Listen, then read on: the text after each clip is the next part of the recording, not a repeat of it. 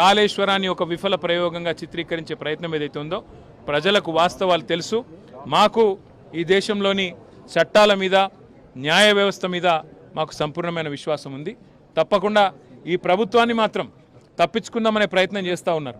అంటే కమిషన్ల పేరిట, కాలయాపన పేరిట, కమిటీల పేరిట తామిచ్చిన 6 గ్యారంటీలు, 420 హామీలు, వాటిని ప్రజల దృష్టి వాటి నుంచి పక్కకు తీసుకుపోయే ప్రయత్నం ఏదైతే చేస్తున్నారో వదిలిపెట్టే సమస్య లేదు. ఎప్పుడు ఇస్తావు నెలకు 2500 అని రాష్ట్రంలోని 1,68,00,000 మంది ఆడబిడ్డలు అడుగుతున్నారు, అడుగుతూనే ఉంటాం. అట్లాగే ఎప్పుడు ఇస్తావు తులం బంగారం అని ఇవాళ పెళ్లిళ్లలో ఉండే ఆడబిడ్డల తల్లిదండ్రులు అడుగుతున్నారు, వదిలిపెట్టం. ఎప్పుడు ఇస్తావు 4,000 పెన్షన్ అని చెప్పి ఇవాళ రాష్ట్రంలోని పెద్ద మనుషులు అడుగుతున్నారు, వాళ్ళ తరపున అడుగుతూనే ఉంటాం. అట్లాగే ప్రతి ఒక్క హామీని అమలు చేసేదాకా వదిలిపెట్టం. మీరు ఎన్ని నోటీసులు ఇచ్చినా, ఎన్ని డ్రామాలు ఆడినా అవన్నీ కూడా తప్పకుండా దూది పింజల్లాగా తేలిపోతాయనే మాట కూడా తప్పకుండా చెబుతూ, ముమ్మాటికి న్యాయము ధర్మము గెలుస్తుంది.